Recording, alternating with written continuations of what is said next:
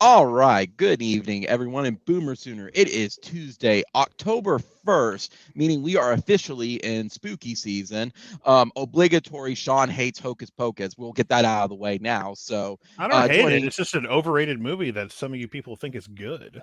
it is a good movie. It is a wonderful movie. Not really. It's Now, fine. You No, like it. it's You people fine. like it for that song, and Pony people like that song too, and made fan videos of ponies in that song. That's why you like it so much. You, sure, let's you, go with all that. you, all you young millennials and Zoomers love that song. You know, or whatever the fuck, however it goes. Wow, that was Yes. so off key. Yikes. But Do I anyway, look? Do, no. do I look like a lounge lizard singer to you, or sound Well, like one? well, you look like a look like a dinosaur I singer, have a maybe. Friday the 13th Blu-ray box set. That's awesome. Except for part 7 that needs to be uncut. Fuck you, Paramount Pictures. You butchered part 7, you fucks. Where's my uncut version of that slasher film? It would have been beautiful. Is it in? How'd you get it? I don't even remember a box set of Friday the 13th. Shout Factory put it out. They put a, they put out the best You're versions. right. Shout Factory did. Okay. Yeah. Okay. They did Yeah, the same. yeah. They did the same thing for Halloween and Nightmare on Elm Street. That's right. That's right. For a second, my mind went to Discotheque. I'm like, no, that's not right. Shout Factory did do that. But something Shout Factory did not do though is record this game, because let's talk this game. So over the weekend, guys, Sooner magic happens. OU pulls a rabbit out of its hat, and with true freshman Michael Hawkins leading the team, OU wins their first SEC game, not just in the SEC, but also on the road against Auburn Tigers. Sean, let's start with you, buddy. Initial reaction going into post game at this point. That this game likely saved the season for Oklahoma. And I'm not being facetious when I say that. This team needed to have something really good happen. They needed to, and look, get this out of the way right now. The offense is not fixed. It has a long way to go, but it took baby steps. You have a quarterback who's confident, who doesn't make mistakes. And I'm sure as the season goes along, hopefully in a week or two, they will give him more to do, give him a little more freedom to make some choices. Now, with that comes mistakes potentially, but you know, it ain't going to get any easier from here on out. So, but I think the offensive line, for the most part, had its best game. Javonte Barnes, you know, again, does not have a stat sheet that's going to reflect it, but he got some tough yards and he had some good moments here and there. The penalties on offense were not great. Atrocious. Yeah. I mean, God. the especially from the tight ends, and I still want Joe John Penley fired. But Bauer Sharp appears to be, you know, a weapon in the passing game now, despite penalties, calling one of them back. But he's becoming an actual guy we kind of thought we would hope he would be this year, and they need him to be. JJ Hester, some way, somehow. You know Jesus is real when JJ Hester is making an actual impact on a football game for OU that matters. His first catch in 2 seasons on the team. Yeah, and a couple of catches. And hey, and Jesus said, "You're needed and touch the crowd. You're good." What that was, and we'll circle back around to that, of course. But Jesus made that happen. I believe in him now. What a wild call.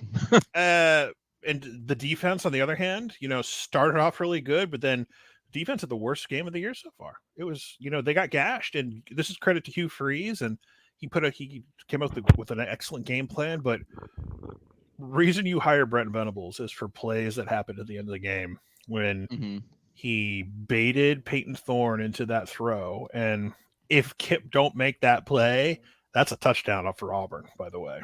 That, if you go back, if Kip don't make that play, that is a game-winning, because there's nobody to stop that wide receiver in that direct pass. So, again, and you have to give a special attaboy, free lunch at Sizzler to Zach Schmidt. You got to give it to Zach Schmidt for making his kids on the road. So the dude, Brent was not BSing when he said the kicking competition was tight. And listen, we love Zach Schmidt this week. We might hate his guts in 2 weeks. Who knows? But for right now, we like Zach Schmidt. This football team is going to live and die on solid defense and field position. Luke Elzenga once again doing his thing. But I know Auburn is not going to be a great football team this year. They basically Auburn lost some football. They should, in theory, Auburn should be 5-0 right now because the toughest part of their schedule is coming up. Guess who they get to play this week? A team that's pissed that thought they should have won. Georgia. So they're about to turn them into goo. Yeah, it's gonna be ugly. So they will not be ranking Auburn anytime soon. So, but this is a little bit of a mini fuck you moment for OU football. They needed it because, like the week before, it felt like if you had Mike Hawkins for 4 quarters in that game, maybe you beat Tennessee. Who knows? That is a possibility. But I think the O-line played its best game. They got to find a way to get some running lanes. Like, and some running backs need to make better decisions on what they do with the ball. But Gavin Sawchuk had a big hole that he could have got something, but that was called back. So again, the penalties are killing some stuff, but you still see the progression. So how much more progression can they have with a bye week going into Dallas? Who knows? But maybe you get Deion Burks back and he could be a factor again. Emotion was a big part of this, and it's kind of calmed down a little bit. But you go into Dallas now with a lot more hope than you did 2 weeks ago. So, with that being said, this is like a huge. Outside of Texas last year, I think this is Brent's biggest win, honestly, for this program. And because obviously year 1 was rough, year 2 was way better, but so far, it was the literal definition of Sooner Magic. Like, Sooner Magic, people overuse it and say it. Anytime a good play happens, you'll see some wine mom on Twitter, Sooner Magic. No, that was just a nice pass on third down. Sooner Magic is taking victory is plucking victory out of the jaws of defeat. That's what happened this past Saturday. And it was a great semi-main event for the Ultimate Warrior versus Hulk Hogan that we had in Tuscaloosa. So, but yeah, an amazing win. And again, it won't go down as like a top 10-ish win, but those opportunities are coming and they're coming quick. So, again, that's kind of my also R. Mason Thomas once again dropped out of a helicopter. he air assaulted down and made some plays late in the fourth quarter. R. Mason, where have you been? It's glad I'm not too late. Am I just the only thing that was missing was like a corny movie line. Hope I've made it in time. It's like, you guys started the fun without me. Takes a puff of his cigar that's got 2 puffs left, that type of thing. Tosses it out and starts kicking some ass. He's wearing army fatigues, just kicks ass like an 80s black action star would. That's exactly what he did. You pity the fool. Beautiful analogy. Yeah, he was Mr. T. He all he's missing is the gold chain starter set and a bazooka, because that's what he used to kill Peyton Thorne dead. He was a smoldering ash. There were smoldering ashes left. So that's my thought on the game. There was one question for you, Sean, for a takeaway from this game. Do you think the defense was less effective this game because they gave Thorne more time in the pocket, but as the game kind of circled back around into the fourth quarter and put more pressure on him, we saw him making mistakes? Do you think it wasn't it wasn't about giving him time? Like Hugh Freeze, despite people wanting him fired or not, is a really good offensive mind. And I've been telling people for weeks, look, I love the defense, but there's going to be a game where they're not going to play their best for various reasons, and you can't expect them to keep winning football games for you single-handedly. And it looked like that was going to come to pass at first. And it's and I'm seeing comments on my live stream, same old Oklahoma defense. I'm like, fuck you. You can't keep asking this team week in and every week to win, to bail you out. It's not going to happen every time. But I think what honestly happened, though, when Mike Hawkins got a pass down the field to JJ Hester and then they punched it in, I think that the defense, like Danny Stutzman, collectively punched everyone in the balls and said, "Let's go get the fuck out there and get them the ball back." And ironically, Stutzman didn't even have his best game either. Yeah, but he's a very vocal leader. Like they all like Kip Lewis is the best player in the for OU. Kip Lewis is the best player in the field without question. Yeah. And I'm not only that, but best defensive player all week in the conference. 2 of those. We have 2 of those now. We have 2 of those, which is weird to say out loud, but we have 2 SEC players, defensive players of the week. Didn't see that coming. But seriously, though, it's like they figuratively punched themselves in the balls, went out there, and they channeled that pain into anger to hate. Hate leads to Auburn suffering. So, and that's another beautiful analogy. You've been on point tonight. I'm proud of you. I mean, and that's, and you look, Auburn's a tough place to play. Hey, and they are. Swiggy, before you go further, I do want to say that kudos to the Auburn fans showing up. We were all under the impression that the Auburn fans were not going to because of the hurricane, based on looking on SeatGeek when tickets were like $15. Like, kudos to Auburn. You proved me wrong for that. Well, Auburn didn't. Well, Auburn, Alabama, thankfully for them, did not get directly hit by that storm. So they were in the cone, but you're right. They were on the western eye. They weren't directly hit, thankfully. They weren't directly hit, but it was weird because it was like, the best way I could put it into analogy is like they had the ball go right between the goalposts, between the side of where the Alabama Georgia game was at, in Tuscaloosa, and then the side with with Auburn being at for the most part though too. It was like literally like right down the middle of the chute. Within those 2 games, that's basically the best way I can put it. It was like it was so far down the middle, where like no joke, it was like if it was just a little bit more left or a little bit more right, we would have had like games not being played. Correct, and I mean, Gavin, you and I talked about it last week. That hurricane slowly was moving a little bit west as it was approaching the Gulf of Mexico. And there was talks with the admin, as far as I know, late into Tuesday afternoon of potentially moving the game or even putting it on Sunday. The problem is OU did not have the logistics for it. 4 home games in a row really burnt out the staff.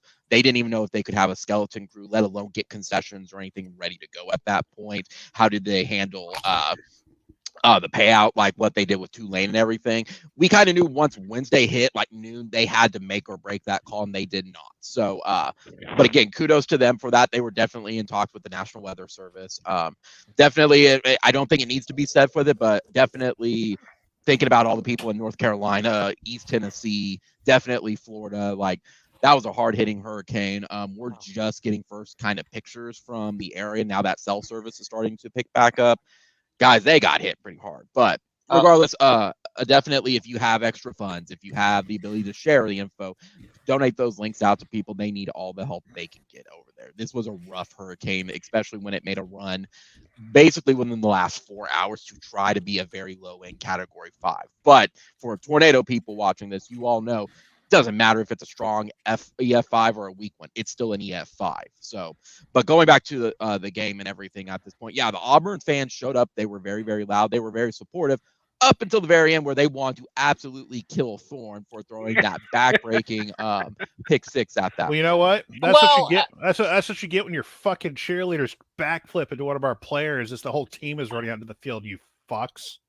Yeah, it was like reminiscent of Bedlam 2013 again, having PTSD from when they tried to hurt our players back then. Swiggy, instant reaction from the game and stuff as well. I mean, it was a good job. It was a good job overall. A lot of things didn't go right. Offense looked stale for a while. Defense, like we said, they still played well. I'm not going to take anything away from them, but first road game of the year, and at some point, you need something to get yourself going again, especially if the offense keeps on just not giving you giving you a break or not scoring. Because then you have to play perfect. So I thought, I mean, defense fought. They did what they needed to. Didn't give up any points after we grabbed the lead, which was huge. I thought it was I thought offense. There's progress, slight, but things look better than they did against Tennessee. Which that's not saying a lot, but it's not saying a lot. It's baby steps, though. But I they mean, do, but an ugly W is still better than an L. but they do look better. And look, I mean, for an SEC road game, and Auburn's a tough environment to play. They are. They're not. They're not. It's not one of those games where it's you walk in, the crowd's. It's not Kansas. You walk in, the crowd's dead. And no, Auburn fans come out most of the time. They're loud. They're passionate. And for what was first big SEC road game, great. Good job overall. Room for improvement. I hope things really improve here in 2 weeks. But we have some hope going now. Yep. One follow-up question for you, Swiggy. Are you a little more satisfied this week based on what you saw from the offense, particularly Michael Hawkins versus Jackson Arnold at the helm? Definitely. Definitely. I know we talked about Jackson Arnold a lot. I'm just not sure. I'm just not sure. I don't know. Just not sure if the game slowed down for him enough, or if he's trying to do too much. I don't know what Jackson's issues are. Hawkins. Look. Next 2 weeks against Texas. Well, that's gonna be something. That's gonna be something he's gonna see for the first time. But I feel more confident. I feel more confident with Hawkins than with Arnold. He just looked less skittish, which. Yeah. Do you believe we lose this game with Arnold starting? Yes. And I'm being honest. Yes. I'm being honest. I just don't see him. He was having issues at home. Auburn still has athletes on their side.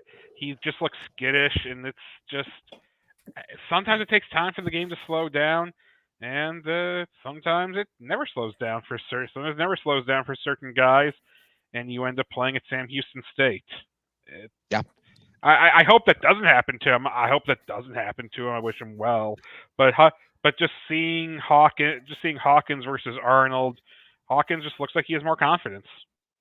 I agree with you. Piggybacking off of what Sean said, I definitely agree that the O-line had its best game. And at least from a surface level, I don't know what's being said in the locker room or how stuff is being perceived by coaches. It seems like this O-line wants to block more for Michael versus Jackson. I think maybe it's because he's basically thrown his body twice in this entire game at both games for Tennessee and Auburn. Part of it, and he seems like more of a team player. Well, part of it is like we have some guys healthier at least, and you're getting some consistency. Like you're not Taylor is rotating. At right tackle, you have Hickman back at center for another game, and he's still fighting through stuff. So what I'm hoping is that this next week, I know it's a week, and depending on what you're dealing with, it's like the guys are going to get a much needed couple days off later this week, like at the end of this week, just to like heal and just like I don't have to worry about hitting each other. And then like everyone knows what's up like a week from Saturday at 3:30, which is going to be weird, and a 3:30 afternoon kick. I mean, we've had those before, but it's going to be the game's going to end where it's just about to start to get dark a little bit, just a little tad.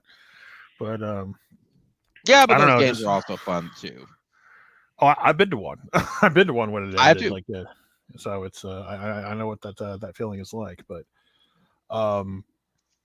they have they've got a realistic shot to win that game now. Now they can't, again, if they don't turn the ball over and they force turnovers, and I think turnovers up or points off turnovers are going to be key once again. And it's just whether the defense scores or you set up the offense in a position where you can do it, but that's what's going to take to win that game. But like I watch every week. This team has been capable of forcing turnovers and, putting the offense in the position to do something about it. Now, there was the 1 week where they couldn't do that, and you lose the game. So Yeah.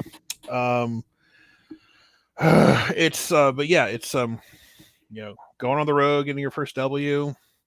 Because if they lose this game, if they had lost that game, the way things are going, you're talking about you're more than likely having people on the offensive staff being reassigned to different, responsibilities. You'll have that coded language of things Correct. going on. Correct.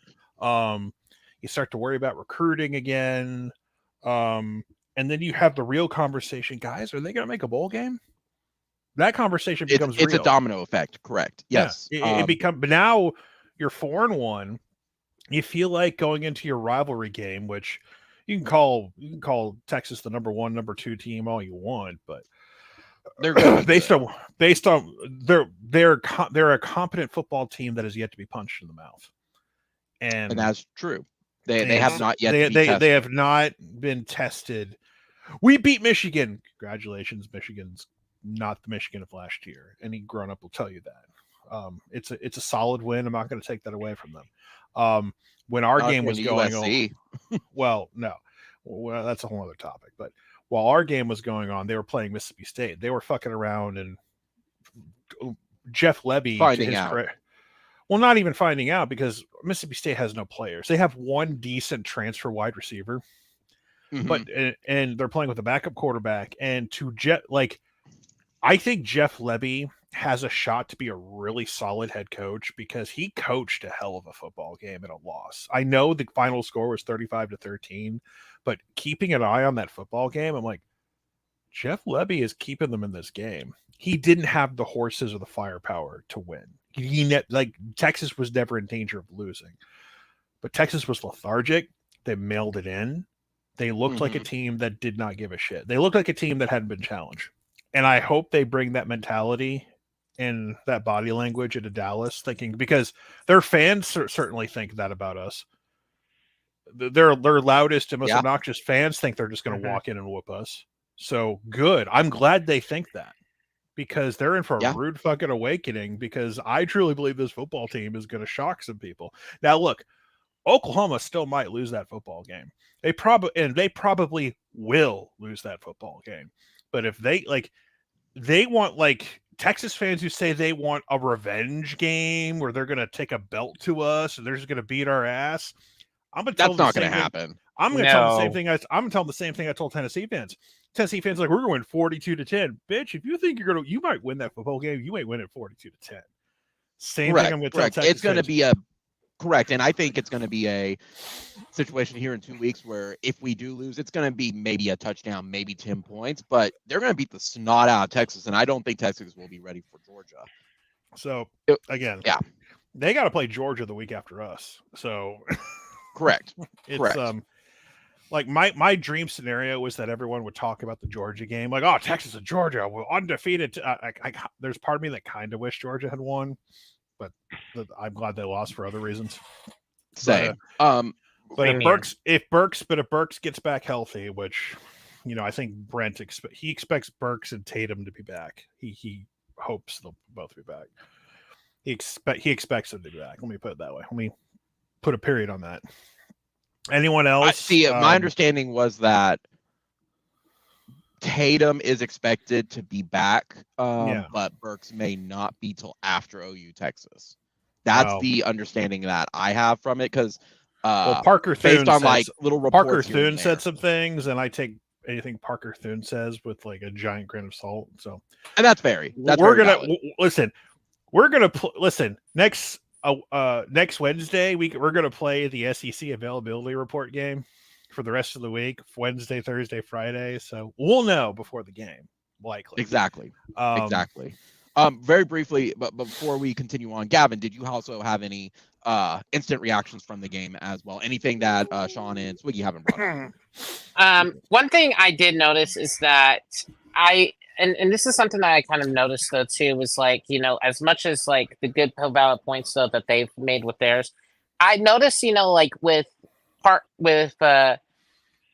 I'm sorry, I'm kind of been blinking out a little bit though too, but I was just noticing like on Auburn's side of the ball and everything, like it was like whenever they had with like within their receivers and everything, it was like they were just not on the same wavelength as within their quarterback for the most part. And that was something that I kind of got on. Now, yeah, they had a couple of huge down plays that they've had, where they were able to score and everything. But it's like some parts of the game that went along. There was just like seemed like to be a whole miscommunication. It felt like at some points because they had other opportunities to where they beat the corners and everything that was going on. Where their receivers looked so good, but it was like for some weird reason they were either running the wrong route or where balls was not being thrown in the right placement and everything. It just felt like, if anything, that we just sort of got away with a lot of stuff in the secondary that should have not really happened. And it was just, we were just so fortunate to where there was just a lot of missed throws for the most part. I mean, that's kind of the same thing OU had, but Thorne was also overthrowing his receivers a whole bunch. I mean, if Auburn was more confident, I even think at the same thing, like we don't walk out of there with a W. I will take a W every day of the week, but Thorne is not a competent. Woody, in my opinion, Woody needs to sit at this point. I agree. Woody is beginning to be a liability. I don't even know if liability is the word. He's not becoming a jack. They can't have him play at that. I don't mind him being on the football field as an experienced player. He can't play at that position though. He's getting exposed.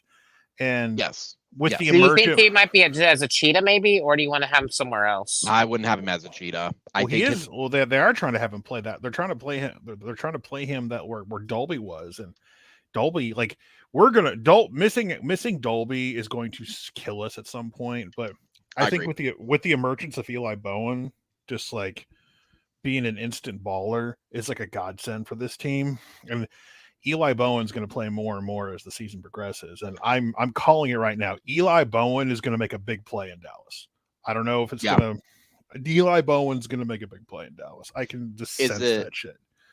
I heard this from, I think it may have been the Scoop guys, and I could be incorrect as well. But I heard it from one of the radio staff. Do you think Eli is progressing faster than Peyton is? Because there has been some evaluations of like, we're not saying Peyton hasn't regressed or anything, but it seems like Eli is catching up way faster. And Eli may. I don't think Peyton's bad. It's just that, like, I don't think stuff's clicking at the moment. Peyton Bowen went up against an equal 5-star in talent with like Coleman, because Coleman was the guy we've been hearing about. Like, this Coleman wide receiver, he's the dude he said they said he was, and it's just like one dude making a dude over play. Like, that happens. Shit happens. So I'm not like worried about Peyton Bowen. I think Peyton playing a little bit more cheetah would be more probably better for him right now. I kind of miss Peyton Bowen on special teams, like blocking punts. Yeah. I know he wants to return. I was like, dude, I miss you out there last year when you were blocking punts. I kind of miss you doing that, honestly. I know he's doing a decent job back there, but at the same time, it's like, it's just they're not having guys like falling on their ass praying that they hold on to the ball like before. Exactly. Something you mentioned, Sean, and I do want to circle back to this. I absolutely agree with you that if they would have lost this game, I genuinely believe the domino effect starts of, do we make it bowl eligible? I think you would have seen a coaching staff change from this week to Texas, and somebody still has to fall on the sword, and I think Joe John is going to be kindly told he's not returning at the end of the season. I think Joe John needs to go regardless, in my opinion. I agree. I think he's going to make it to the end of the season, but afterwards he's gone. We have seen no tight end improvement. He needs to be quietly told that his services are no longer required, because tight end coaching and recruiting is not up to snuff. I know we got Davon Mitchell, and I know but like, he's still a year away. And I know, like, I'm sorry he can't be Ryan Williams with the early enrollee. He's a super early enrollee like he was at Bama. But it's just, you can't, to me, allowing Nate Roberts to leave the state is inexcusable. I agree. That still pisses me off to this day. You can't lose that to Ohio State. I know trying to get his brother to play is a nice thing to do and all, but it's like it's sad because the tight end room by default is better this year, just by default, because like you had Austin Stogner and his 2 wooden knees last year. Like it's better by default, but it's still not good enough. And you need to do something at tight end. And whether it's Davon Mitchell like developing into something next year, finally having an impact. And honestly, and I'll say this about Sharp is he can catch the football. I have no doubt. Yeah, when there aren't penalties being called back on him, he can actually make plays in the open field. He is just not. He is just marginally nobody on that team than... none of these tight ends can block. Correct, and that's where I was about to go with that. And I don't expect them to block 300-pound D linemen. That's not what I'm asking them to do. But that is part of their job, though. Not 300-pound D linemen. No. I mean, just blocking in general. Like that's part of the job. Dude, listen. Maybe once in a while you can do that, but like you need to seal the edge. You need to seal the edges, is what you're supposed to do. You need to be able to block guys who are equal to your weight or less. That's what I'm saying. It's I mean, and speaking of edges, I do think the one takeaway I have from this game is I do think our edge secondary did get exposed. Auburn kind of figured out what to do, and it seems like it's like Hugh again. It was like Hugh once again. Hugh Freeze is a really good offensive mind, and he put together. When you have 4 weeks of film on a team, at some point you're going to come up with something, and it's the same thing that Brent did to them when he baited them to that pick 6. So, like. I know the secondary is like in a spot right now, but it's like the problem is you got guys like Kenai Walker who are, they're guys who are better in certain situations. You need to have guys like that's why you got to rotate certain guys at certain spots. So at times Kenai is a liability when it comes to going up against certain packages or certain situations. So again, it's about getting the right guys in the right spot at the right time. And correct. I think the secondary will improve over time. It's just when you lose Kendall Dolby, that really sucks because he's like a do-it-all. He was a baller. Yeah, and to lose him is really it's gonna take them. I'm glad they have a week off to try to figure some shit out with, like, as we mentioned, Eli Bowen emerging is really gonna help. Yep. So, and I'll be honest too. Say if we lost Stutzman or Billy Bowman, that's backbreaking. But man, having both him and then same thing earlier in the season with Jaden Jackson happened to be out. To be fair, like that hurts. You don't want to lose Billy Bowman, but no, and that's what I'm saying. I'm saying that you don't want to. Step under them would be Dolby and Jaden. But you have like guys like Reggie Powers and Robert Spears Jennings who could. I'm not saying they're going to be better than Billy Bowman, but you could still put those guys back there and make plays. If heaven forbid Danny gets dinged up, you still got Kobe McKenzie who can still run the defense and make the calls. And so I think losing Kendall was like the heartbeat of that D. And I agree. There are certain little moments here and there that like when that front 7 is vicious when it wants to be. Yeah. And it's just they what they have to figure out with that front 7 is that, I make the joke that R. Mason Thomas drops out of a helicopter in the fourth quarter, which, it's tongue in cheek, but it's true. It would be really cool if you could do that in the first half. Yeah. Maybe the third quarter. But what happened? But honestly, what happens is like both teams are fucking tired, and R. Mason still has energy, and he takes advantage of it. So that's when he becomes the most effective, which is great. But it's funny you cracked that joke because I said that to Dad. Was like, I'm glad that R. Mason Thomas has been a complete monster in the fourth quarter. Can we have that in the first, second, and third? Just an ask. But in the same thing though, Sean, I'm surprised you said that they've been studying our film. What film? I thought our strategy was we were gonna make sure all the teams like lower their expectations about us and lure. That's what's gonna happen. That's what's gonna happen a week from Saturday, according to Texas fans. We just suck so bad that we're now, we got guys making jokes like give Venables an extension. And I was like, okay, motherfucker, watch out. I'm gonna mark this down. Give Venables an extension. All right, we're keeping receipts here now. We're just gonna keep a hold of those, and we'll just put them in the drawer. hey, You know, to like be fair, their fans talking a lot of shit for a program that don't beat us very often. Yeah. Like for seriously, they talk some people talk a lot of shit when they don't fucking do shit against us more times than not. So I wish they would like be humble for once and go to that game and realize if you just take that's care not of business, possible from Texas fans. No. Like ego and Texas together, but fusion dance into like talking Texas like back. you've done. Keep talking like you've done something. Bring up your horror. Bring up your playoff loss to Washington like you accomplished something.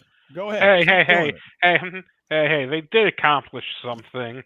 They were able to use a very weird clockwork to almost come back and beat Washington.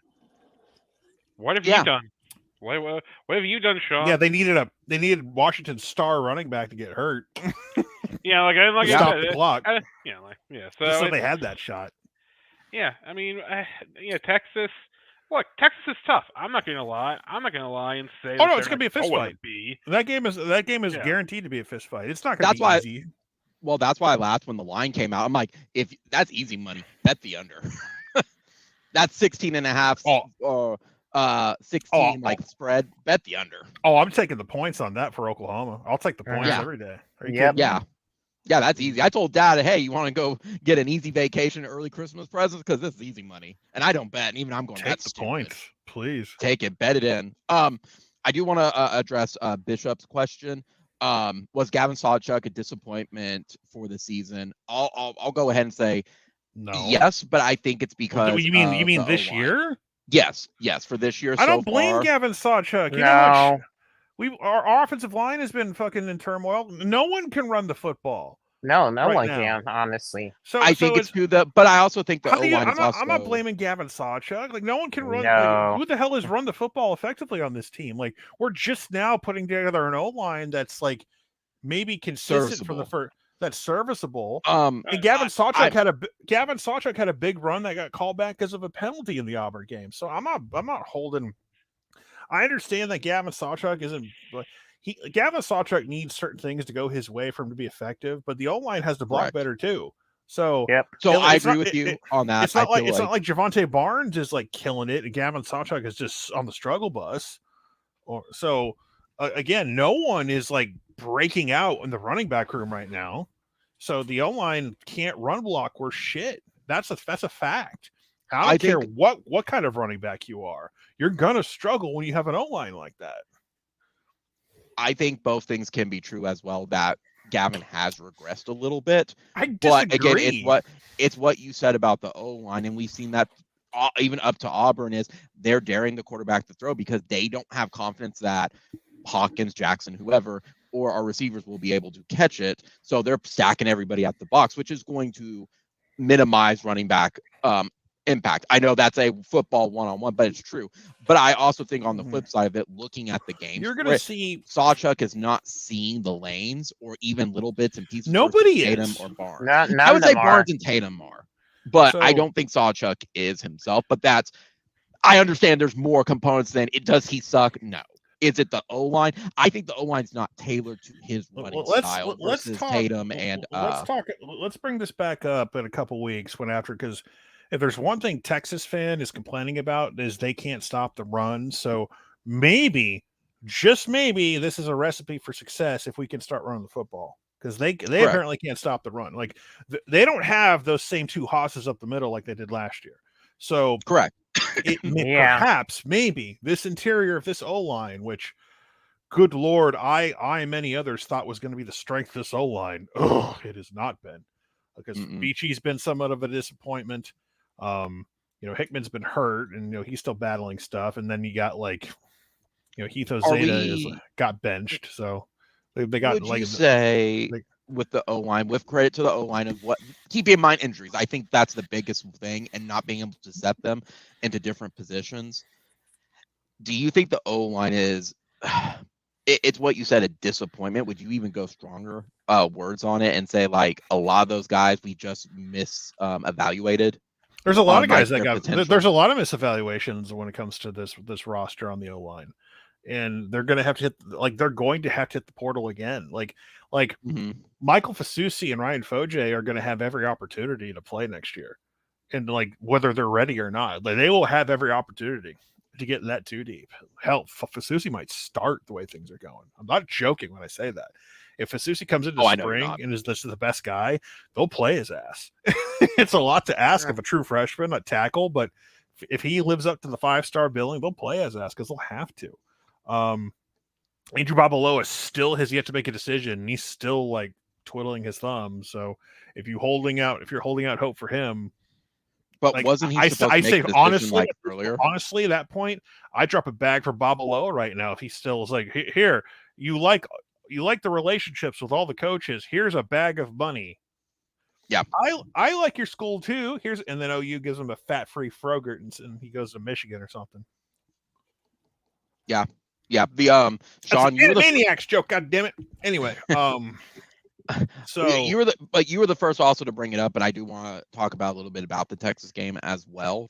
Switching from the O line, we got like 12 days to talk about it. So, well, 82 asked the question of what's one thing that has to happen for us to succeed against Texas, and you were the first to mention Texas, so I want you to have turnovers. You got to put Quinn Ewers or Arch, whoever they put out there, in a blender. You got to make them. You got to do exactly what you did last year, and you got to get points. Like one of the things we didn't do last year, obviously the opening possession, Gentry got a pick, and then we got a touchdown off of that. You got to get more points. OU forced 3 turnovers last year, and they only got points. Yeah, 3 turnovers, and they only got points one time. Yeah, if I recall correctly, or they didn't get the end. They only got in the end zone once. So when you force turnovers, you got to get points off those turnovers. If you're going to beat this Texas team, and you got to put them in a spot where we might lose this game, force turnovers and get points off those turnovers. Like running the football. Who the team that runs the football tends to win this football game, and that is not a strong suit for us right now. So how do you overcome that? You got to take the ball away from them. And Jaden Blue, their starting running back, and they're he loves to fumble the football lately, and you got to make that happen. You got to take advantage of that. So I don't know if they try to play Wisner more, but Jaden Blue loves to fumble the ball. We know Arch has had his he's been throwing picks a little bit as of late. Not saying he's like awful, but he's had his moments.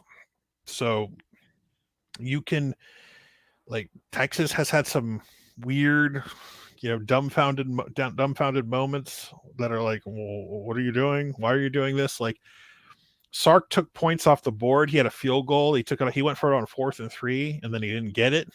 So it's like, there's the defense mechanism is like, well, you could do that against Mississippi State. He wouldn't do that against it. Like, would he? I don't know. He did it in a real game where the points count.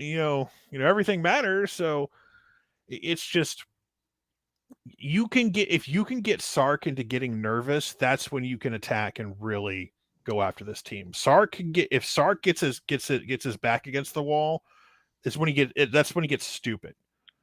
Because Sark has yet to have his back against the wall this year. No one has punched this team in the mouth. So if you can, and Brent is more than capable of making him nervous.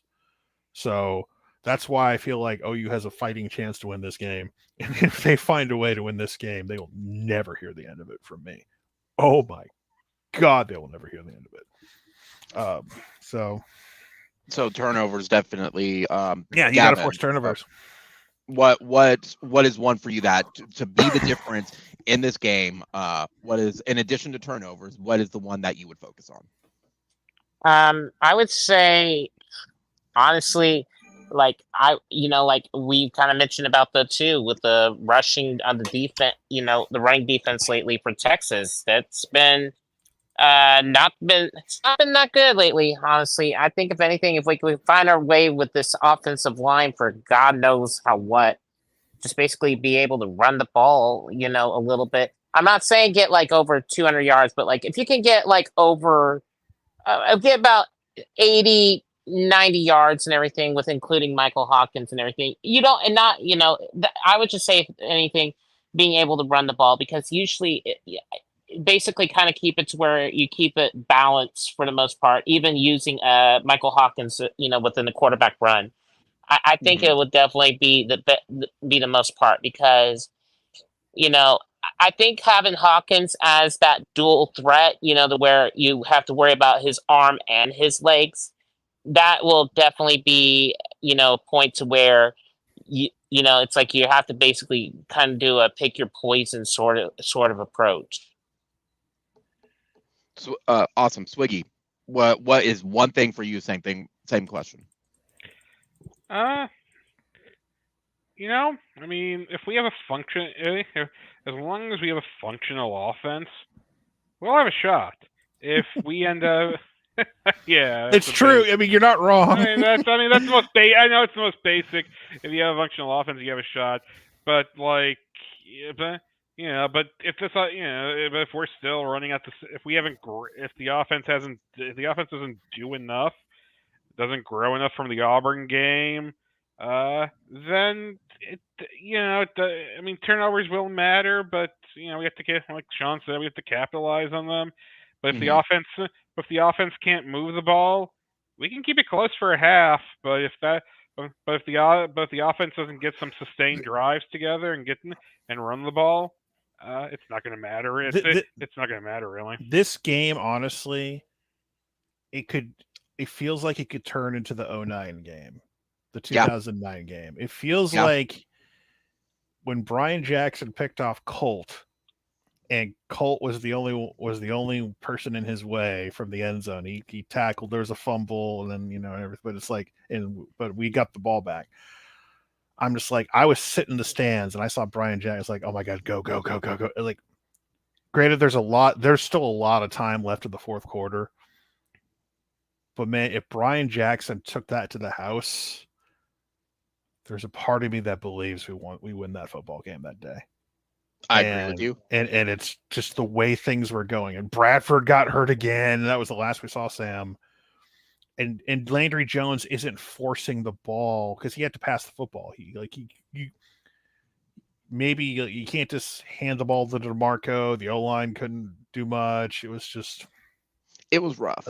It was rough. But like, if Brian Jackson can take that to the house, because that's what it felt like. It was like a 16-13 football game. And it's like, okay, yeah. Because I feel like I feel like it's going to be like a 24-21 type of football game. The way things are going. Oh, I agree. I said to my coworker that I feel going into this game, it could be like 2001, where it's just going to be a very small score, and it's going to be stressful for both. I don't think it'll be 0-1. One mistake. No. Permanent. 0-1 was like kind of insane the way that game went. Like, the thing with Texas is that if I want this game to go down where the way I want this game to go, I want there to be a quarterback controversy on the other side of the football. I want Quinn to get in there, and I want their fans and their coaches to go, oh shit, maybe we should play Arch. And to Arch's credit, of all the shit I've said about him, the one thing Arch can do, he's a way better downfield passer than Quinn will ever be. It's not even close. Oh, it's absolutely. Not even close. So you mentioned that, and I do want to get mine in really fast as well. To me, the difference is going to be, and I don't know if we even have it. Okay. I think Michael Hawkins has to have over 200 passing yards to be a success against That's Texas. A lot to ask, Josh. I think you're being selfish. You're being very selfish right now, Josh. I just want you to know that. Asking Mike Hawkins to be a 200-yard passer. Come on now. In our offense, it is definitely I'm selecting Heisman difficulty. Good luck. Lee said that was very selfish of you. Yeah. The other, and tied into that and following up with Swiggy's, we got to get the vertical passing game going. I think having the vertical passing game will make the defense or the O-line give them a little bit of a breather and give our running game with Michael Hawkins more breathing room, including whoever is going to be running back. That's, to me, is going to be the difference maker. But I also don't think it's the single most important thing. I think the defense is going to, again, set the tone for this game and decide who's going to be the winner 7 minutes under third at that point. I think Tennessee's a better defense than Texas, but Texas does have Colin Simmons, who's like really emerging as a pass rusher. Mm-hmm. Like, he's the one guy that like scares me, like legitimately puts fear into me. So Like we all assumed I assumed that James Pierce was going to be a monster against us. He was like a non-factor despite us losing the game. He didn't really do much, and Tennessee fans are still waiting for him to do things. Colin Simmons so far is turning into that guy. So got to be careful there as well. But still, it's like if our offense wakes up and we can move the ball on this Texas defense, is what I'm saying. I don't care what their numbers are or where they're ranked nationally. Yeah. Like, who the hell have they gone up against offensively that's been a threat? General Booty? I'm serious. Like, is that the best quarterback they played? And I love General Booty, and I love that he has a great name. Yeah. Making NIL money off of his name. But Alex Orgy is garbage. Okay. So it's funny. I do find it funny. You're like, Booty, I appreciate it. But Alex Orgy. Alex Orgy fucking sucks. But I mean, you're right. That is the biggest competition, in my opinion, Texas has faced was Booty and that team. It wasn't Mississippi State. They haven't been challenged, and I think that is a little bit to their detriment going into Red River. I think OU's played a little bit more tougher games, and by little I mean a lot. They're good. It's like we're playing in the SEC and they're still playing in the Big 12. Yeah. I think that you're spot on. I mean, how else can we say that? But I want the person responsible who gave them their schedule. They deserve to be put on fucking trial. Yes. I want them hanged in a public square. Who? Because the Texas' first true SEC road game is against Vanderbilt. The next road game is Arkansas. Well, they know what they did. And the final they know how they scheduled it. And the final road game is A&M at the end of the year. They know what they did. Fucking hell. How the fuck did they get that schedule at the end of the day? They got Florida at home. Yeah, because and I knew they were going to. I knew Florida was going to struggle, but holy shit. Georgia at home too. Yeah, but at least they play Georgia. But shit, man. Like, Vandy, Arkansas, A&M are your road games.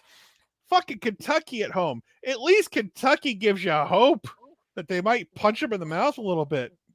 Yeah. But my God. And I understand the logic. No, I don't. Sankey had in it, but it still doesn't make sense. Like, I don't have the logic on paper. Half of their fans are gonna invade the stadium in fucking Nashville. Yeah, I mean, to be fair, everybody does that. Everybody does. Arkansas is semi-competent, maybe, because that's like it's an old school rivalry. Yeah.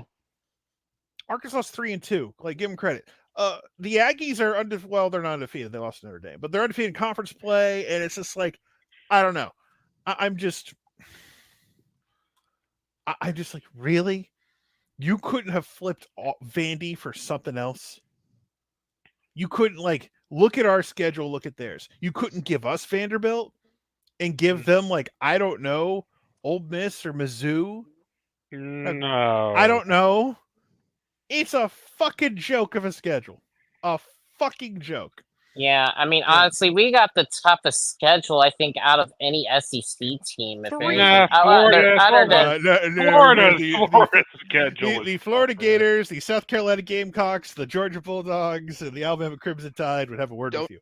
And I mean, don't even forget Vanderbilt. Vanderbilt got a tough schedule too. Like, they're gonna kill Vanderbilt. Fuck that shit. It's just.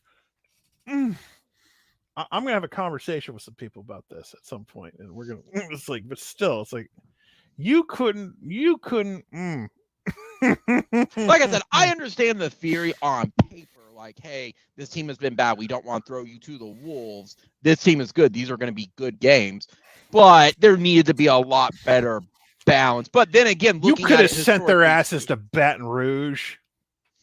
I mean, looking at it even historically, though, like, okay, I can see why we got Ole Miss. They haven't been good until lately. They've been pretty damn good recently. Yeah, well, that's why I'm saying recently. Depends on how many years they've used for. They didn't put the schedule together 3 years ago. They put it together the year before this one. Well, and that's what I've been trying to figure out is where was their, I guess, average for what they determined what was a good team and what They team was an awful determined team? this game. They determined our schedule because we were running the Big 12 and Texas was trash. That's how they determined it. Right. I'm just trying to think how far back they went though. Like A decade. Decade, probably. The whole 2010s. Well, I mean, I would still say that makes sense then of how the schedule turned out, even if it's a lousy schedule for it. I could understand why. Yeah. Though doesn't mean I agree with it. Anyway, I've come up with a solution. I was on a stream with a bunch of Tennessee fans just a moment ago. I said, "Hey guys, I have an idea. You guys win the rest of your games. We'll win the rest of our games, and we'll have a fun little rematch in Atlanta, and we'll have Mike Hawkins play 4 quarters instead of 2, and we'll see what happens. You never know." I think it's a great idea. Came up with it on the spot. So let's just run the table the rest of the way. I agree. Let's do it. Let's beat Texas, Bama, LSU, Ole Miss, let's do it. South Carolina. Let's do it. Let's fucking go. Let's do it. Yeah, let's just beat them. Let's just beat them all. Let's go. Do you, Sean? No whole bars. Hypothetical, if OU beats Texas next weekend, do you think that impacts their season for Texas? I will bathe myself in mayonnaise and have a very adult one night by myself, one man night by myself. It'll be that great. aside from it. Do you think that takes the wind out of their sails going into Georgia? Does it puts the fear of God into them, as to quote Danny Stutzman. Yeah, I'm like, to me, they're in the same situation of they can't just overlook this game because it's been decided by 7 points. You see, they got Georgia. We come home to play South Carolina. So, I mean, South Carolina is not a give me game anymore, in my opinion. But I mean, and that's solely because I don't. I believe our defense can, crush South Carolina, depending. So, I mean, again, I can see that. I just need more from the offense before I'm like, okay, I think they can win comfortably at home, even if it's by 10 or 15 points. Like that's where I'm at the moment. But I would root for Georgia like hell to win that game. I know it'll be a tall order, but because both teams are going to come off but I'm just glad Georgia's fake little winning streak came to an end. Me too. Yes, me too. So funny enough, I work with a Alabama fan, and I talked with her about the game, and she said, there was 2 things that I was getting so annoyed from that game was them mentioning that our player was 17 years old. She said, even there. Did you know he's 17? I didn't. Tell me again, Sean. How is he's 17? But yeah, they said he's not old enough to see rated R movies by himself. Well, actually, yeah, he is. But the point is, it's like they said he's not old enough for alcohol, but whatever. Yeah, they even said though the Bama fans are not happy about that. They're like, it was cute the first couple times. We don't need to be reminded about it. And they said it's borderline Tebow obsession, and they hate it. If they're upset about it, guess what? The dude literally went full Monkey D. Luffy by making some of those plays he did at the end of the game. So he used the gum fruit and just went full rubber mode. And and he's just like, oh shit. Right, I'm make the biggest play of the year by stretching, contorting my body and making these amazing catches and making people miss. He literally treated Georgia defensive backs like he was playing back in high school. He literally made the type of plays that 5-stars do in high school games against young kids who have no future in sports. Yeah, it was. They're going to go pro in something other. Catches. They're going pro. They're going pro in something other than sports. Exactly. I mean, the other thing they were annoyed about was they said it was that streak, and they said, to be honest, it was a fuck you to Bama. It was a fuck you to Bama. Well, they said they were annoyed. Surprisingly, and I guess I've never had problems with Bama fans, to be honest. They said they were getting annoyed for us because they felt like that was ESPN just trying to spin the narrative on something that doesn't exist, and nobody ever counts it. Of course, and they said it was a slap in the face for them as well. Yeah, it was a slap in the face to Bama because it was a slap in the face to Bama. Yeah, and it was a slap in the face to us because, and anyone who says Like I'm sure he'll come back, but anyone who says that like it wasn't about OU, it was about OU. I'm here. I'm just trying to get my camera to work. Yeah, it was about OU because it was the Oklahoma holds the regular season streak. We don't claim regular season streak. We claim the overall win streak. And so, because here's exactly what was going to happen if Georgia broke this imaginary streak. Everyone on a panel is like, guys, Georgia has now won 46 regular season games. How does this compare to Oklahoma in the 50s? Oh, it's better. It's better because look who they played against. That's exactly the conversations that would have been had. It would have been they don't nothing that happened in black and white matters. Everyone weighed 150 pounds back then. It's not real. That's exactly what they were trying to do. It was manufactured to create a story so they could talk about how great they were. And it could have been anybody. It's not about Georgia specifically. It could have been Vanderbilt. Like the point of the matter is, it was a manufactured plot line for the season. So they could talk. What's wild, Sean, is Georgia fans don't understand that. Speaking with Bama fans, speaking with other coworkers, other football, they said, we get it. There's an overall win streak. There's a home win streak. I've never yelled at. I've never gotten in any arguments with any Georgia fans. Period. I always bring. I have with plenty of them that they said, "Why don't you count the regular?" I'm like, "Because that sounds stupid." That you're just gonna ignore the now. There's other there's I don't disavow any specific streaks. Like there were Miami owns a home game winning streak of 57, 58 games. But that is a true streak. Like that does exist. No one in their right mind has ever brought up a regular win streak. That's a drinking trivia question at O'Connell's for it. Like it doesn't exist because it doesn't. So now they're going to create a new streak where it doesn't involve Bama and it doesn't involve losing to Bama and Tuscaloosa or whatever. It's like, I'm just glad Bama won. So we don't have to fucking defend our shit and get fucking, because because it was another, Oklahoma fans living in the past. And it's like, you know what? Fuck you. This is what I said the other day.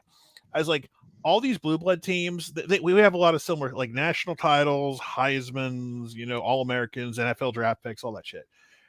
A lot of these schools have that one thing that's theirs, and it's never going to be taken from them. It's going to be really hard to supersede it. It's for us, it's the win streak. Ohio State has the only 2-time Heisman winner in Archie Griffin. It's now someone might win 2. No one's ever going to win 3.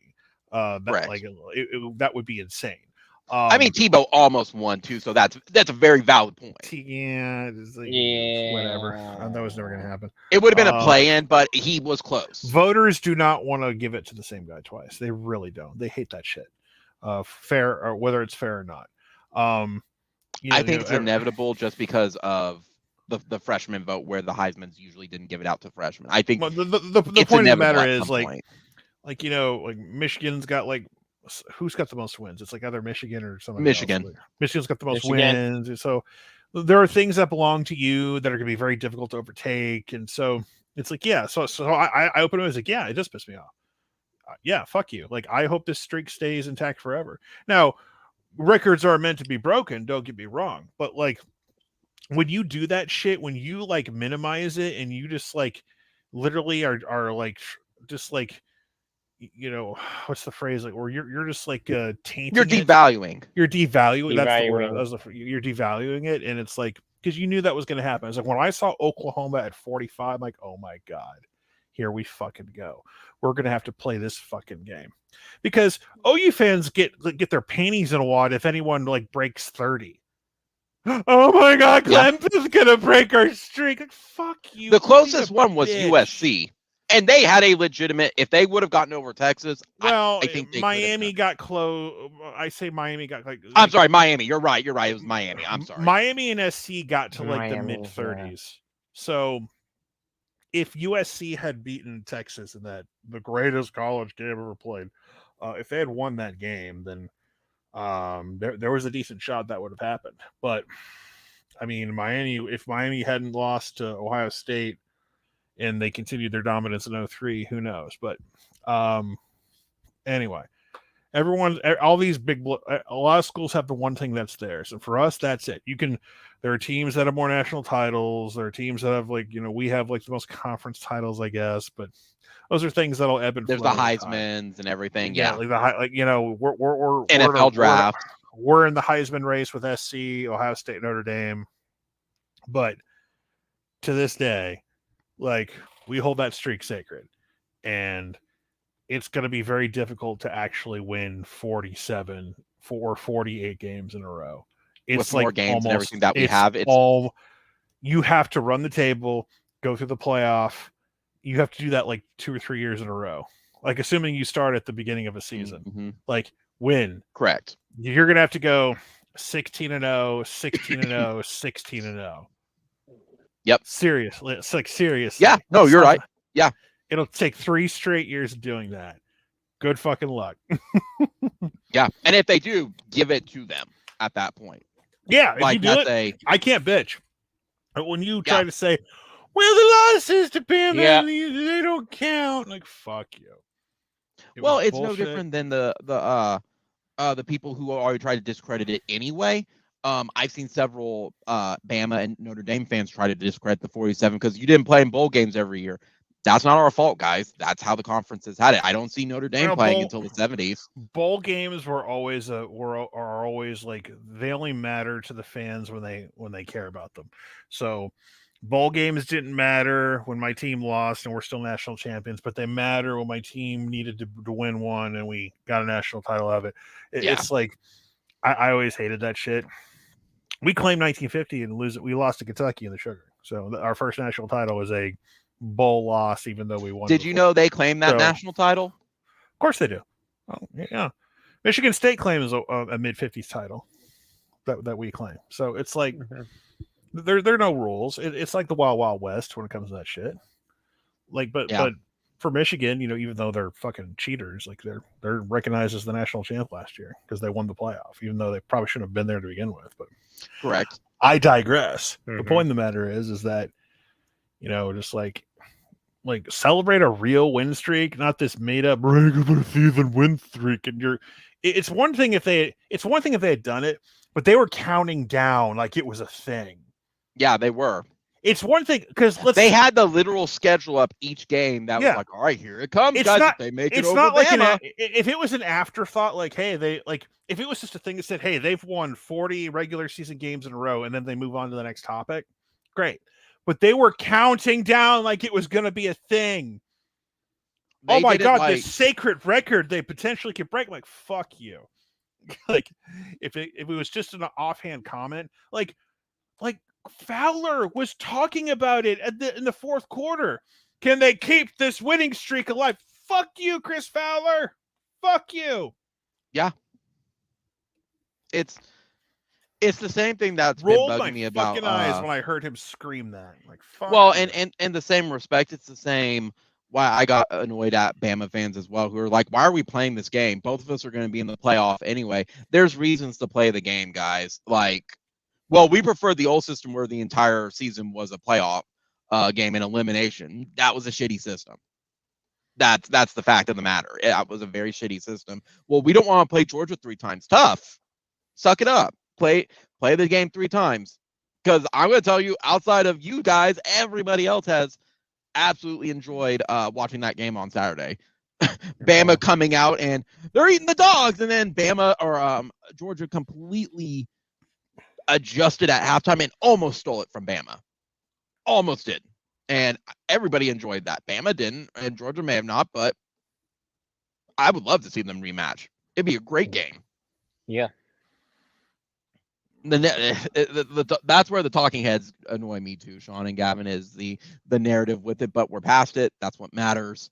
We don't have to hear about it anymore for it because there's nothing for that. Now Georgia, can they go beat up Auburn and then go beat up on Texas here in 3 weeks? I'm trying to figure out what fucking game I'm going to watch this week. It's such a trash schedule this week. I mean, we you and I say that honestly, but what's going to happen?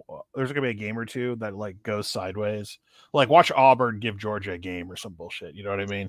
Like something stupid like that. Yeah. Like something stupid will happen. I'm not predicting that, but it's like I'm just giving examples. Like watch Auburn do something. Speaking of that, and then I'll say, then I'll just say rank Auburn, you cowards. But the game I'm leaning toward is like Mizzou A&M because that feels like that could be fun. I hate both of these fucking teams. Yeah. I'm trying to find it. But you brought that up, Sean, and I do want to also say it too. This is to all the haters out there that say nobody wants to see the big helmet matchups. With the SEC alone, Georgia, Bama, 12 million viewers. OU, Auburn, 5 million. Kentucky and we had a ending that was worth watching, so I'm sure a bunch of people tuned in late and see what was happening. True, and I understand that. But we want to watch Kansas State and Oklahoma State. No, we don't. Like, let's just get past that narrative, guys. That's why the Big Ten and the SEC are both bidding and wanting 2 automatic qualifiers. I'm not watching Big 12 football ever again, unless it's like the only game on. It's so bad. So that's my other complaint. That's going more down my venting path, but I don't have to watch Big 12 football anymore. It's so bad. I was told by people this is going to be a fun it's not that good. Guys, maybe because I'm more casual, like I have other hobbies that like I participate in. I have a life, motherfuckers. I'm not watching bad football. It sucks. And I said, 2 things are going to happen. One, yes, there are going to be really good teams and you're going to get great stuff like the SEC or the Big, or it's going to be a bloodbath like Pac-12 After Dark and only sickos watch that. And guess what it is? It's a bloodbath because they all suck. Mm-hmm. It's not fun to watch, in my opinion. It's like watching 2 lower G5 teams fight each other. It's like they have such glaring issues in certain positions that they just can't overcome that. We're seeing that with Oklahoma State right now. Quarterback sucks. We see that with Utah. We're seeing that with Arizona. Like, it's not fun. But that is me. Again, I have other hobbies, so I'm like, I could care less if the Big 12 plays at this point each other. But I'm in the same boat of I'm glad I don't have to watch Big 12 football. I'm glad I don't have to watch whatever the Pac is turning into, and if the Pac survives, trying to get one more team at this point. It's going to survive all right. It's just I mean, they got Gonzaga for non-football at this point, honestly, which it's like pretty weird, honestly. But they're trying to get one football team, and a lot of them they were identifying went to the Mountain West, so they still need one more team, and that has been very slim pickings at this point. Yeah, it's going to be very slim. I mean, unless somehow you get like, I don't know, you somehow get Idaho or something. I don't know at this point. Yeah, the Thunder OU Sooner. What we talked about it a little bit earlier in the stream. Bauer's doing fine in my opinion, catching the ball. He definitely does open up the run game. He has to block better though. That's the biggest one. If he was a wide receiver, I wouldn't mind it at all. He basically is. He's basically a big target. That's what it is right now. Yeah, like he's just kind of just there. I think Robert Spear Jennings, I don't know. I would assume he'd be back next year. Williams, I have no idea. I would assume as well with it. Dominic Williams ain't come back next year. So you don't think so? Williams, no. He's unless he just gets a draft grade that's not to his liking. So yeah, I have no idea. We still have 7 more games to play.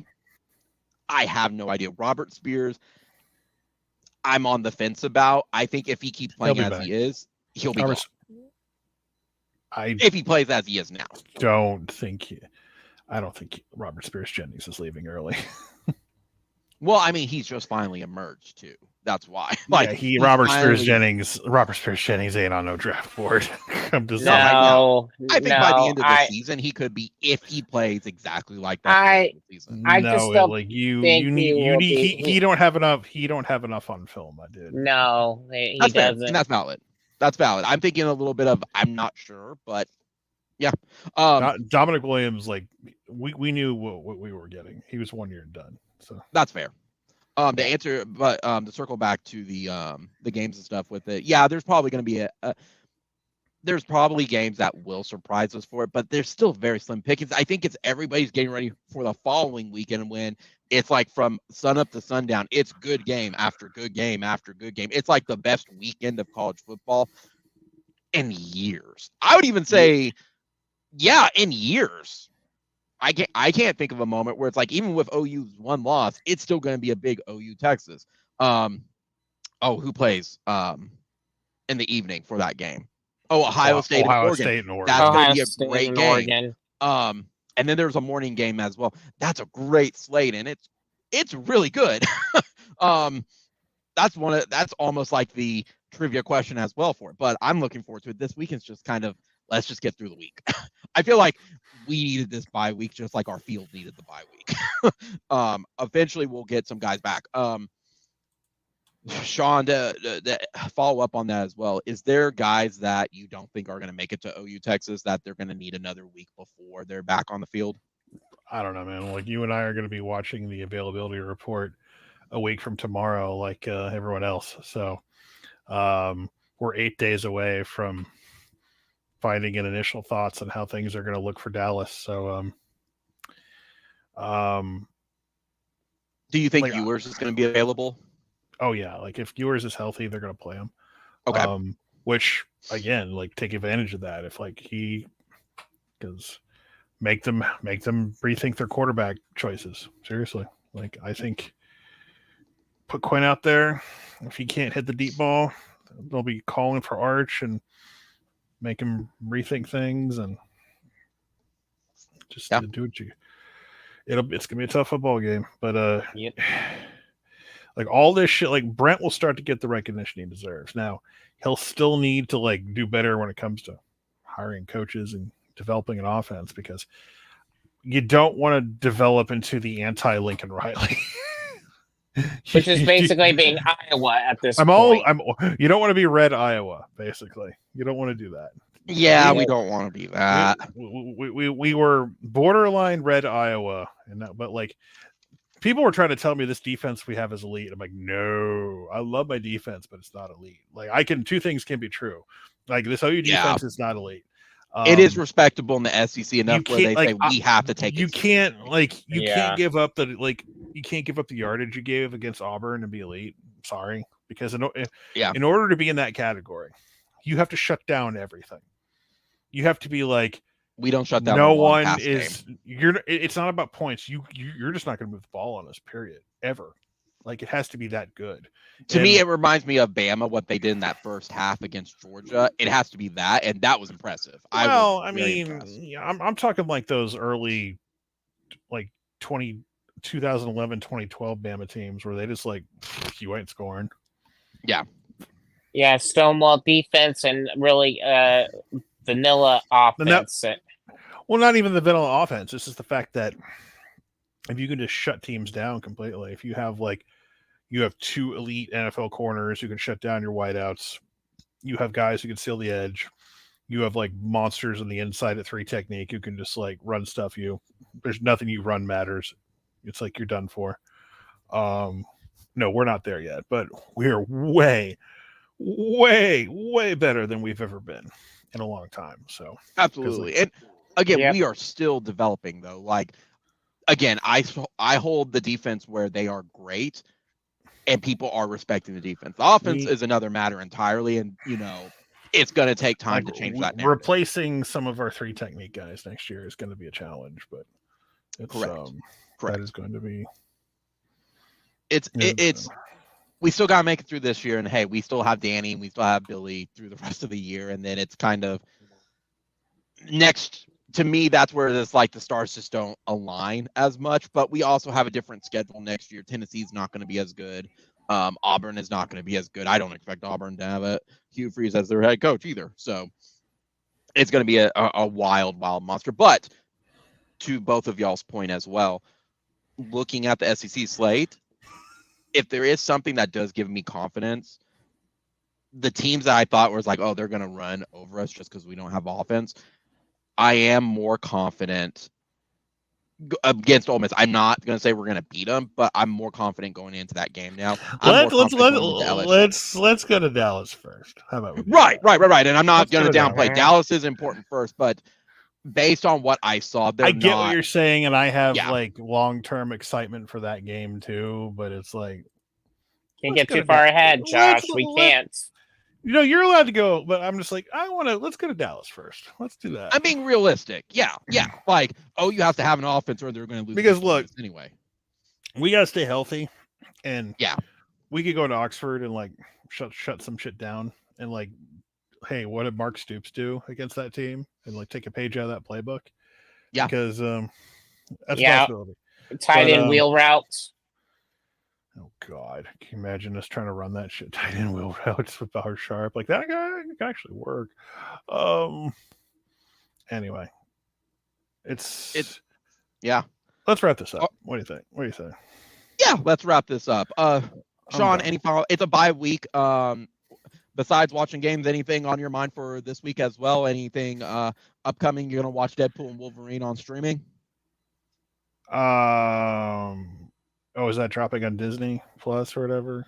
No, it's just dropping digitally first. It'll be that would require me to pay like require me to pay like $20 for it. No. Yeah. I've seen. And what game are you going to be watching this weekend? Have you finally decided on that one? I'm probably going to attempt to watch like Mizzou A&M, and nobody will show up because it's not an OU game, and because that happens every time. Like no one's going to show up and give super chats or anything because I do. Before it was a really good it was a pretty solid September for first SEC. Granted, a lot of like chaos and turmoil and sadness, but that makes money too. I am curious on something. How is it since you do the watch alongs? I go to the games as best as I can, but since you do the watch alongs, how is it without the offense? Like, how do you kind of like keep people like talking throughout on the chats? How do you like engage the audience essentially when we're waiting on OU to do something? That's kind of been on the back of my mind. Looks like it looks like the dog. that may have answered my question. It was probably the stupid dog at his house that just random barks. But when he circles back around for it, I'm just curious on like how that was something from my live chat that I interrupted. Anyway, I mean, there you go. But no, useless animal. You were asking me a question. Yes. So usually when I participated in your live streams, watched like the Michigan Alabama game with you. How does it when OU is like really struggling on offense that you keep like the chat like positive, or how do you like keep it like going? And I mean, how do I keep the chat positive? Have you seen my chat? Have you seen my chat? Have you seen them? There is no positivity in that chat. Actually, fun fact: when I go to replay, sometimes it does not show up on it. It just shows like you watching the game and stuff, but the chat actually doesn't pop up until you have to sometimes manually click on the live chat when you watch it. Like it'll and maybe that's my problem with it, but you need how to do you keep them not dropping? You have to click the button that says live chat replay. No, there are some miserable people who show up to my stream. The good people who like me give me money, and I love those people, and they're less miserable.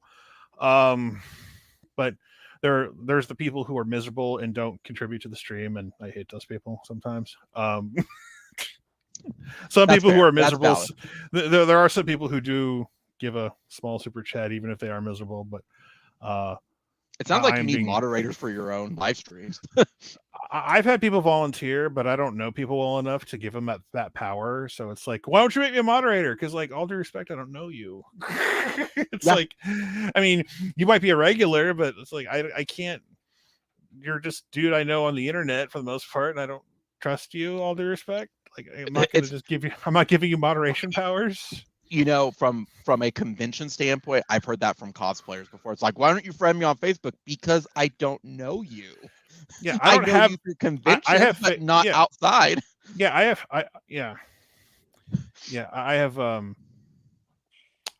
friends. I have a Facebook, but I don't like have a bunch of people on there unless I know you. So yeah. But besides that, it was just a curiosity question because I'm like, without us scoring, like That's How is it from I gotta that? respond What to makes this. them? That's no way to talk to a dog. Well, it's not a dog; it's a useless animal. So it's like Yeah, that dog has problems. That yeah, dog has so problems. he Anyway. won't. I have to scream at him or else he won't stop. Yeah. So I have to so I don't want to be mean or raise my voice, but he doesn't stop unless I fucking outshout him. Yeah. And it's not my dog. It's not my responsibility. So, yeah. So Sean, any other wrap up stuff for this week? Anything else going on? I have no idea what I'm gonna do. I might do a chat at some point this week. I might do Wednesday or Thursday. I don't know. Yeah, depending on when I might hop in, come chat with you a little bit. I don't know. Live stream. I'm just because there's not much to talk about for the bye not this week at least. I mean, we can talk up Texas a little bit more, I guess, but it's like both teams are off, so it's not like we can see if Texas was playing a game, it'd be great, it'd be perfect. But like they're obviously they've set it up where both teams for certain games will have a bye week, and that's fine. I'm okay with that. I mean, well, we could. I don't know. We could do like the typical. What's your favorite moment from every Red River? Oh, shit like that. Like we've done every single time. Yeah, every year you do. What's your favorite Red River memory? Yep, just like yours is going to be. Is it the Marvin Mims sketch? Is it the touchdown from last year? Is it the Roy Williams Superman play? All those things. So yeah, it's all the above. We'll figure something out for the bye week, and but yeah, I'm as I said, I'm leaning towards Mizzou and A&M, and I don't want either team to win because they're both miserable pieces of crap fan bases and their teams, and I hate them. And yeah, it's just. It'll be a hate watch at noon, and I'll just be like, whoever, someone's going to win, someone's going to lose. I mean, I fully expect Mizzou to win, but I just wish there was one game.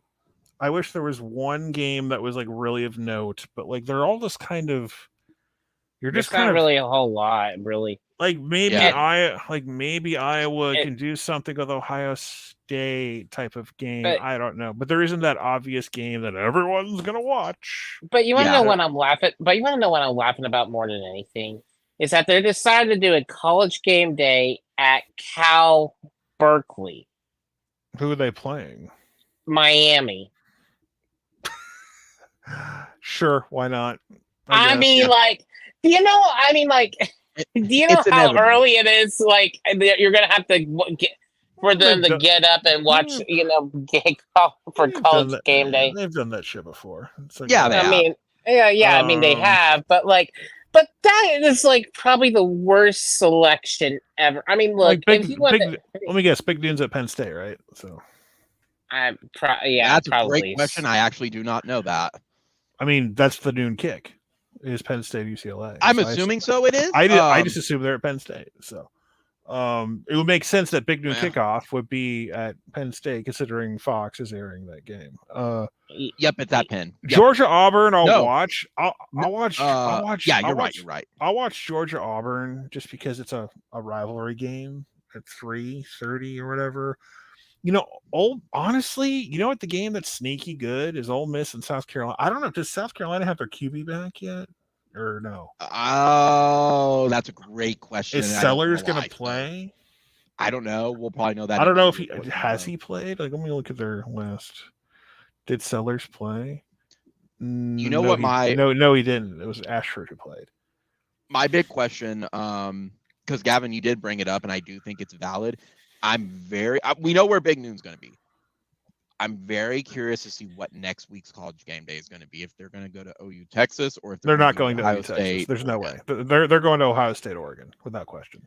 Yeah, no. I mean, it would probably be because they were in Dallas last year, and look, like Oregon plays Michigan State this Friday. I expect Oregon to win that game. Ohio State has who? Like Iowa, though. I expect Ohio State's at home. They'll win. As long as both those teams win, I expect them to be in Eugene. So, because I'd laugh if it was like time to pick a FCS school to visit. I'd laugh my ass off. They're not pulling that garbage. They're not going to do that shit. And again, the only reason I even asked it was I'm advertising your. If OU had won against Tennessee, it would be a slam dunk to go back to Dallas. Yeah. Because it's a game they're but- airing. but You're a robot. I'm a robot. One sec. You Is it were a better? robot. No, it's gone. That's weird. Just probably lag. So, Sean, just one final question, and Gavin will wrap up. Sean, were you okay from the hurricane and stuff? I meant to ask you that at the very beginning of the live stream, but I'm assuming you just got a lot of rain. I'm outdoors at a campsite on the top of the rubble of the house. So yeah. Just as life intended, as always. But no, seriously, were you okay? Yeah, there's nothing. No big deal. Cool. Gavin, any final thoughts before as we wrap up? Nah, I'm just gonna say this weekend's probably gonna be one of the games I can finally release without having having a heart attack. Yeah, and you can focus on high school football this week as well. Actually, I'm not really planning on going to any high school football games this week. Honestly, I've kind of pretty much taken off for the entire weekend with no football. Nice. Hey, that works out perfectly. So, guys, we're going to wrap up here. I want to thank everybody for joining in tonight. Be sure to comment, rate, subscribe, like, and hit the notification bell so you know when the channel updates, when we upload videos, or go live. Additionally, be sure to check out previous videos and live streams as it helps bump the channel numbers up and helps the video algorithms in the search bar and or after videos. And finally, of course, spread the word to other people. We enjoy people coming in and talking with us. It's great getting questions from y'all. We hit like 12 viewers tonight. To me, that's a great number. Let's bump those numbers up. I want to have lots of interaction. Our next live stream will probably be Sunday, October 6th at 8, or it will be Monday. I need to check my schedule at the moment as that is OU Texas week, but I do potentially have a conflict that night. So just be on the lookout for when that actual upcoming live stream will be. As a reminder, guys, we also hold post-game videos either on the occasional Sunday or Monday and our game previews on Wednesday or Thursday. So be sure to check the calendar as well. I need to upload my Auburn one analysis as well. I just have a couple more things to add to it, and then I'm hoping to upload it by tomorrow. Other than that, guys, thanks again, Sean, Gavin, and Swiggy for joining us. Boomer Sooner, guys, only one, and we'll see everybody Monday or Sunday or Monday for OU Texas Hate Week. Later.